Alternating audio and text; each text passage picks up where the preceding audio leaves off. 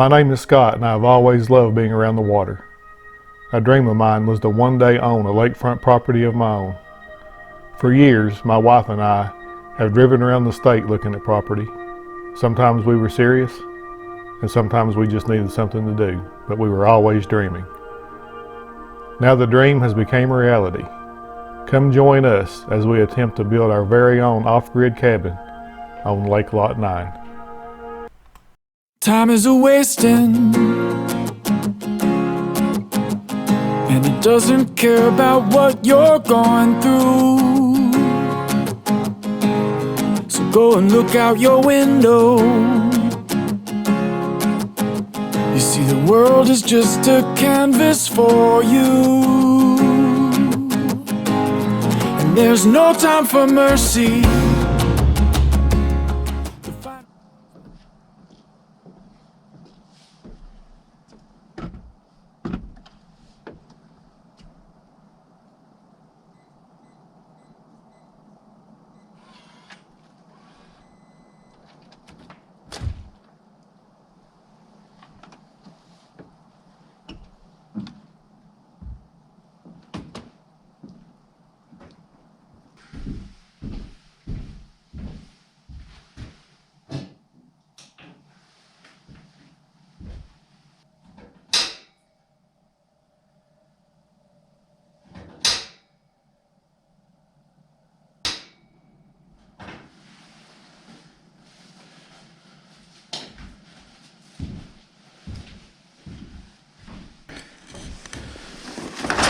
So I just had a birthday pass earlier this week.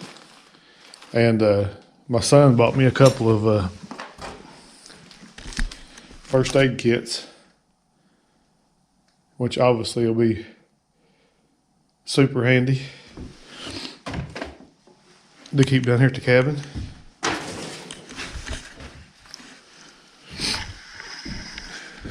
Brought the boat in this morning because the road's probably pretty rough, pretty wet and slick. So downside of bringing the boat is it's a little more work, and it's definitely a colder ride in. It's 35 degrees right now. The good side is as long as the boat starts and runs, it's pretty much 100% chance I'll make it back home. So that's good. So today we're going to screen this front wall of bird block vent and caulk around them. And then we're going to resume wiring, roughing in electrical work. Possibly, I brought some 2x4s. Possibly we may start framing in our little small bathroom we're going to have here. We'll just have to see how that goes. But we got the buddy heater running. We got the Christmas tree turned on. It's gonna be a good day.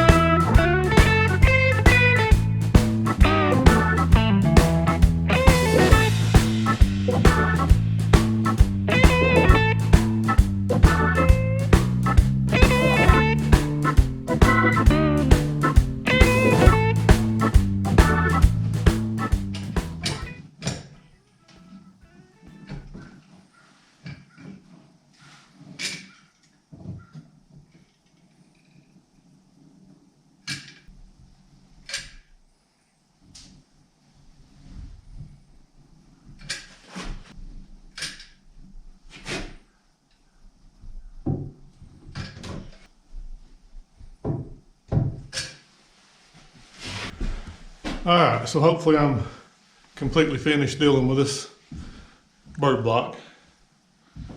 Definitely not a fun job, but got it all screened over and caulked around the edges. Had some caulk left, and I found that if you have a tube that's open, you're better off just go ahead and use it. So I started, see I put a big old blob in there, kind of a waste of caulk probably, but filled the hole in anyway. Just filled that gap across the back just to use it up, and ran out exactly right there.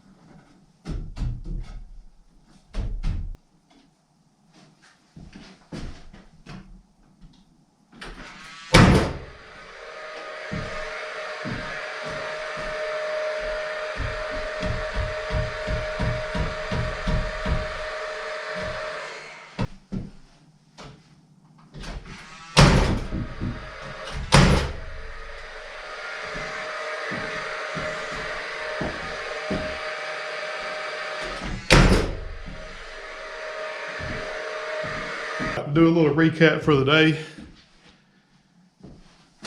I got the front wall. I got all the bird blocking screened in. Got all the edges caulked up. Again, just an effort to keep critters out. Glad to get that done. It's an important step, but it's not exciting or rewarding by any means, but it's got to be done. And then run my second circuit. So I did label this one. That's the bed receptacle. So bed will be on that side. So that's this half of the receptacles. And then ran a new circuit, bath side receptacle. So that's going to be everything on this half of the cabin receptacle wise. So again, the box will be here, fed by the generator. Outlet 1 on that circuit around the corner. Outlet 2, and then straight up above it, we got outlet 3 because we felt like we'll have some kind of a little countertop in here. And that'll give us an outlet down low for whatever we need down there. And we'll also have one up here that'll be above our counter for some kind of a little appliance or whatever, a little small microwave, whatever we decide we want to plug in. So it goes up and over this window. It's just easier with the way I've got it framed to do the drilling up high versus down low. Comes across. And then we'll talk about this here in a minute, but I've got a little bathroom started here framed in. So come back down through the top plate, down and over to this outlet, which will be in the bathroom. And then this, so let's stop and talk about the bathroom here for a second. So small bathroom, but we knew it was going to be that way. It's a little smaller than I would like, but here's the thing. We wanted big windows. So that's what we got. We got a good deal on them. In hindsight, I could have placed them a little better, but first time builder, I wanted to put everything in the middle. It just made it easier for me. I could have just left this back window completely out, but I had it and I used it. So long story short, obviously we don't want to frame over top of the windows. That would just kind of be dumb. So what I did is I came in, I left 3/4 of an inch here, and that'll give me room for my shiplap or tongue and groove, whatever we put in. So that should bring it out pretty flush with this 2x4. And then when we trim in the window, you know, it'll hide everything else. Same thing over here. I didn't want to cover this window, so I left 3/4 of an inch here again. Same thing, tongue and groove or shiplap, 3/4 inch actual width is what we're going to get. And then when you frame the window in, it should all look good. So small bathroom again, kind of long and narrow. The door will be here. We'll have the door swing out just because there's more room out than there is in. And we're going to have like a little, if we can afford to pull it off, we'll get an incinerator toilet. They're very expensive, but super awesome because you just do your business and it burns it into ashes and you just throw it out the window. No big deal. So probably that on this side. And then maybe down the road, it'll be hard for me where I'm tall. But if I rig up some kind of a water system and like a little water heater, maybe just like a little stand-up shower stall here. So again, it's going to be super tight.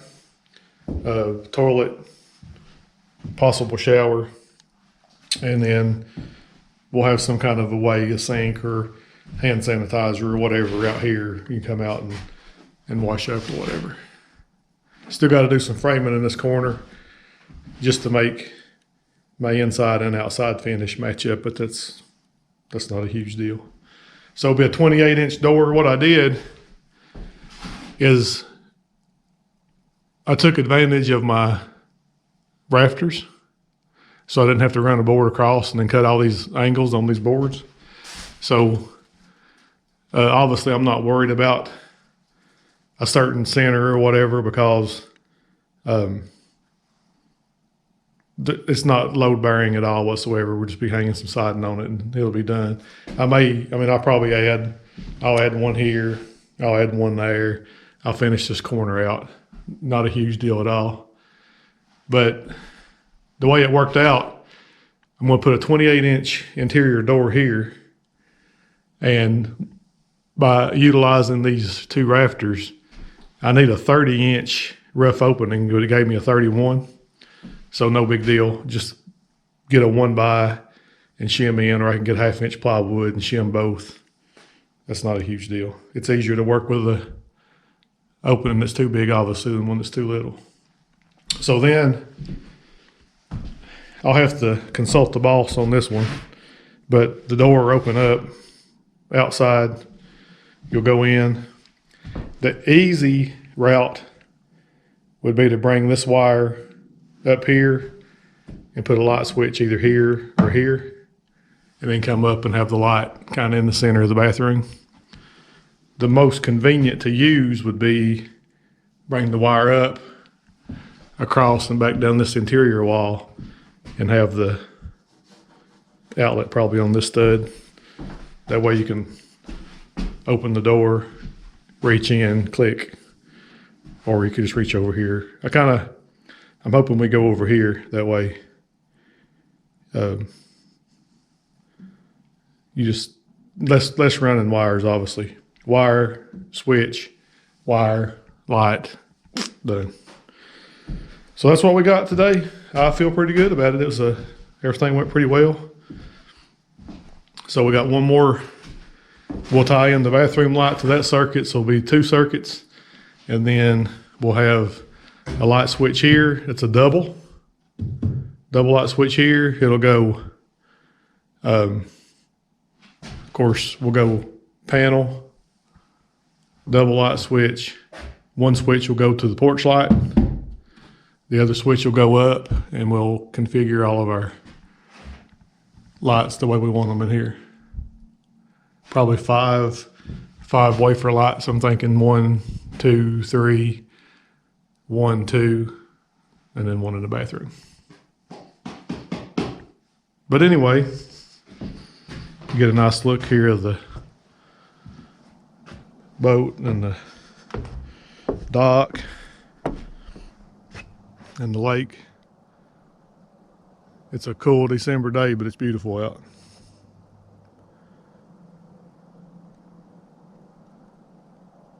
But anyway, until next week, you all find something you love to do and do it till it hurts.